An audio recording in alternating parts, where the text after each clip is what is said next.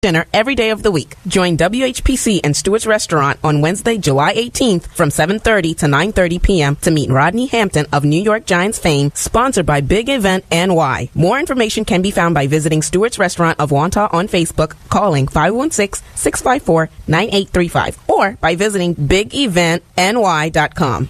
Your car not running right? Let the Motor Mounts help you out at 516-572-7440. Hi, I'm Rob Leonard, host of Beatles Songs for the past 24 years right here on WHPC. Beatles Songs airs every Friday from 8 p.m. to 11 p.m., playing the music of the Beatles together, apart, along with Beatle cover songs and songs the Beatles covered, along with songs the Beatle either guested on and or produced. And of course, we provide Beatle news. It's not the same show where they play the same 10 songs. So join me every Friday for Beatles Songs, 8 p.m. to 11 p.m. on 90.3 WHPC, the voice of Nassau Community College, streaming at ncc.edu/WHPC.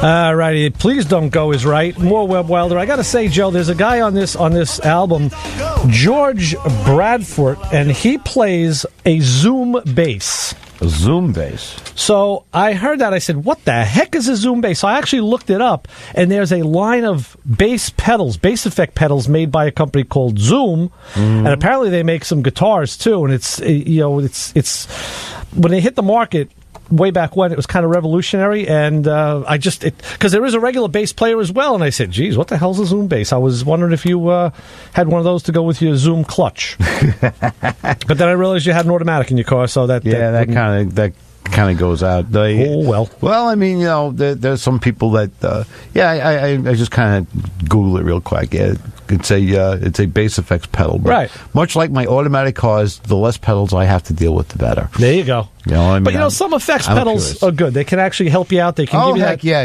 there is a place for them. As far as that goes, it depends on what you're trying to accomplish, and some of us are just straight up old school, and and there are times when you need more stuff. I mean, it all depends on what you're trying to do. Same with the car, too. Not exactly. Point A to point B, or racing, or rallying, or all kinds of crazy stuff. Sometimes you have to add more technology. I mean, let's face it, we're all kind of... I mean, I'm more of a low-tech guy. I mean, I deal with the high-tech stuff because I gotta, but... I still drive a car with crank-up windows. I have two of those. Yeah. I mean, no big deal. Right, exactly, because the less crap that they have on that they can break, the better I like it, especially because I don't like fixing my own vehicle. I know. The satisfaction with it. Oh, yeah, that's right. Yeah, the toolbox had coolant leaks. And you had a couple of little things going on lately. Yeah, I got to get that whole big... Anybody who owns a Chrysler minivan from like 2001 to 2007, there's that whole tuba... calliope thing for the heat hoses.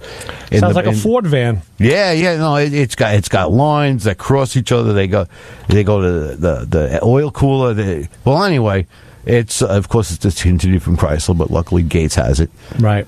But I can see now that it's going to be an afternoon of fiddling with that stuff. Plus, Plus, the belt started making chirpy. I feel like I got a bunch of canaries under the hood. So now, belt and tensioner, Yep.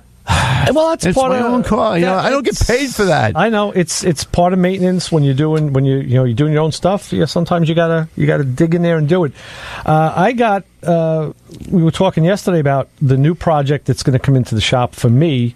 It was in the back of the shop. I could see it through the window if I looked. Mustang. Yeah, it's a '69 Mach 1. Yeah, and it's nice. It's I guess a 351, and I found out that the previous owner had put in a 5-speed transmission. So I don't know if he used a Ford Type T5 or if he put in a Tremec. I'm going to find out. The problem is the starter ain't starting. You hit the key and the thing just spins.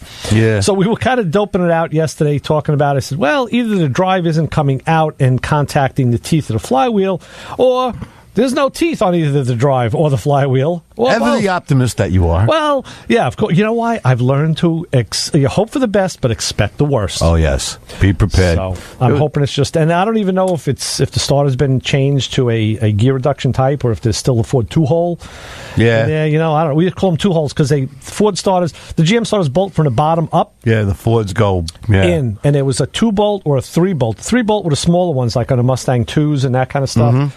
So all the other ones were just the Ford. The Fords were easy. It was like, it was a Ford starter, not like with the GMs. I'm going back to my rebuilding days. Yeah. It wasn't like, Buick Olds Pontiac or the Chevy. The 36, 64, 31, 67. See, I never knew them by number because I just rebuilt them. Right, 3250 was the Chrysler. Yeah, one starter fits all. And the same thing like even with the Chevys. Okay, is it a regular standard straight across or offset, Offset, or the one with the funky loopy hole. That was basically 3, yeah. And before all you had to know was 2-hole, 3-hole. Yeah, 2-hole, bang, generic, done. So I'm hoping it's going to be an easy fix. And then Mike's actually wants to drive that car around this summer. Yeah. And I said, that'd be pretty fun to drive. He's got he seems to be having quite the choices. Like he's got that convertible, and, right? The other convertible Mustang, which is for sale. Yeah, right. If anybody wants a nice '66 Sprint, it's a 6-cylinder automatic car. Yeah, bodywork and paint is done.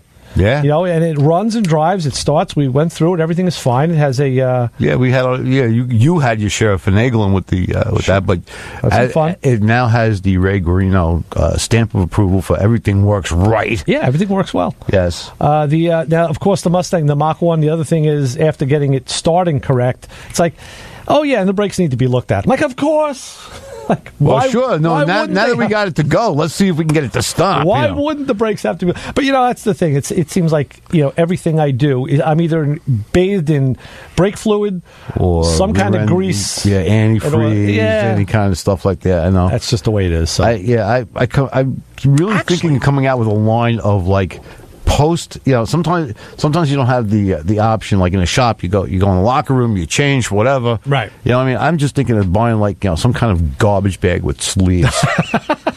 And just kind of put it over my body and car guy condom. The body condom, right? There you go. That's like just Sleeper, Woody Allen. Just get in the car and go home. Or if you have to stop off, at 7-Eleven or whatever to buy a soda or whatever. The looks you're going to get. Right. And if you carry that Vaseline around to rebuild the carburetor, you'll get a lot of good looks. I got to say, I forgot to bring one. I'll bring one for you next week. Oh, my retinas, man. I can't see that mental picture now. Our good friend Rob Stuck, who works at the Gunk Corporation. Actually, he's the head of Radiator Specialty, RSC. Radiator Specialties, which is a subgroup of the Gunk Corporation. That's his division. Right. He sent me these wipes, and I'm going to bring you a tub of them. I forgot to bring it. I'm sorry. They and the thing that caught my eye was it's the Gunk logo, the blue, the orange, the white, and it says that they're engine wipes. I'm like, what? So what they are is those impregnated towels that there's a rough side and a smooth side. You can literally clean your hands with them on the rough side, then follow up with the other side. Right. To micropolish. Or they said you could wipe down the engine bay with these things. Right. And I'm going to give them actually, we used one at the shop yesterday because after that Exxon Valdez incident where we had a little bit of an oil spillage, we had to do a little cleanup. Yeah, rather than sitting there and throwing all kinds of rags on it or whatever. I mean, and sometimes, you get schming and schmutz on the valve covers, whatever. Right. Yeah. I actually put on a pair of surgical gloves, which I don't usually do, but to do this oil change, I did. Yeah. And there I was. I drained the oil on the tow truck, 15 quarts of it, and it's got this huge filter. So I cracked the filter, and I loosened the filter, and the oil started to cascade down, so I just backed off, let it drip. Now in a car, it'll drip a little bit and stop. Right. This didn't stop. This thing. So I gave it another couple turns, and all of a sudden it just cascaded over the whole filter. I'm like, how much oil's in this freaking thing? It's like one of them chocolate fountains, boy. That's what it looked like. Right? Yeah. That's what it looked like. So finally I said, let me get the filter off. And I'm up with my hand up, because that's kind of what I thought of too. And as I'm taking the filter, I'm watching the oil cover my glove, and I'm like, okay, we're 3 inches, 2 inches, 1 inch from skin now. I'm right. And of course, I just wanted to get, I said, any minute, I'm going to be the last thread. I know if I let go, that's when the filter's going to fall into the thing, make the big sploosh, which is going to be worse. Yeah, so I had to take the hit and down the arm. I'm like, oh, I'm a fondue now. You're fond of something, right? I wasn't fond of the tow truck at that moment. I was at least it wasn't hot. It was something my grandparents would say. Fond, never mind. Yeah.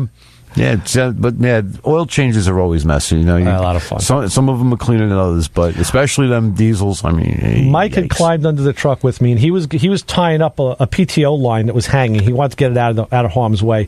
So we're both under the truck. That's when I saw that junction box for the sending unit that I think was. Oh yeah, we have to have another little chat about that. Yeah. But anyway, I said to him as we're under there, I said, Mike, I used to champion myself as the king of the dripless oil change at home on the driveway. Right. And I said many times I would have totally a dripless oil change, and at the last minute a breeze would come and just. You see the oil trail go this way. I'm like, oh no, there goes my hit ratio. So I started what I started doing now is when I pull the car in, just put a big sheet of cardboard under it. Right, There we go. Yeah, put the diaper down. But you got to stop buying those big screen TVs. I mean, I know. It gets expensive. The living room is not a sports bar, Ray. How many sliding doors can I put in a house? I know. Right, exactly. Yeah, because I was using mine to build like a little wall around it, so that way the wind would stop. Right. Then I was like, you know what? Why don't you just do these inside? Yeah, exactly. Well, if you have an inside place. If there is indeed an inside to go to. For many years, I did not. Now luckily I can do it at the shop. But yeah, sometimes still it's just easier to do it there now, get it done with, move on. Yeah, especially that big Mama Luca thing there. Yeah. Right. Oh, we had to do that outside. But so let me recap again. Next week, we're going to have Bob Jones, who's the president of Long Island Olds Club. He's going to come in and talk to us about the 42nd anniversary of the club's, I don't think it's the 42nd show, it's the 42nd anniversary of the club, the show that they're going to have on July 22nd at Four Towns Firemen's Training Center. And we'll have him in next week. We'll talk about all sorts of cool stuff. And don't forget, July 15th, next Sunday, at David Lerner Associates in Syosset. Centurion Cruisers show. It's the 9th annual show. And go see Frank and Barry and all the guys. And that's always a nice show. They've had a lot of success with that. And, maybe we'll get a call in from the show, of course. Yeah, we should get a report there. Maybe one of our roving reporters out there will make the trip there and see what's going on. You never know. What's on the plate for you this week? Anything that you know of? Well, no, nothing's hit the fan just yet, but that'll change real soon. Funny how you never know until it hits you. Oh, please, you. Right? Like yesterday, I thought it was going to be an easy day. No. I remember it was months ago, I was in the auto parts store getting something, and Mike called me and said, hey, my dad wants to know if you want to do a brake job on a van. I'm like, sure, big deal. That was the first one where the line broke. So I think back in retrospect, I'm like, yeah, of course, sure. Like it's almost like being Danger Dave. Yeah, right. Of course, sure. How bad? What could go wrong? And then you find out like hit the fan. Yeah. What the heck am I doing? It's just a brake job. Yeah, his last words. And that was an oddball because it was a matter of doing the front brakes and then bleeding them, and then the rear line blew out. Yeah. Like I didn't even touch the freaking rear system, but that's how things happen in the mechanical world, folks. Yes, they get sneaky. They're all sneaky on you. You got to watch your back at all times. You watch out for number one and make sure you don't step in number two. We got to start watching out for the clock there too, I think, right? Yes, it's we got a few minutes left. Kim is already on board. She's queuing up her stuff. I saw a flash of lightning go, oh, there she is. That's Kim. Okay, that's right. She's blasting. I keep seeing that bag of Rob's. It reminds me of, looks like a big bag of cat food. That's what I thought. I said, Rob doesn't like cats. Listen to Rob. Yeah, I know. He doesn't like cats. And I thought it was odd that he was eating cat food, but I figured... He's got no clue about cats. I know. He doesn't have a cat. Yeah, he's catless, yeah. He doesn't have a cat, but... Cats rock, Ray. I love my cats. I've always had cats. I like them. A lot of people don't. Now, the old school Italians are afraid of them. No, I'm afraid of the cat. The cat is going to... it's a sorcerous thing. Okay. Yeah, they really do. Old school Italians. Especially the black cats, forget it. They suck at they climb in the crib and they suck at the baby's breath out. Right. Yeah. I heard that. Cats are reverse CPR experts. I was going to say, if that cat does that, I mean, let's get him on TV. Let's see him do that. I tell you, my cats are great lap warmers in the winter, boy. You want to have some heat?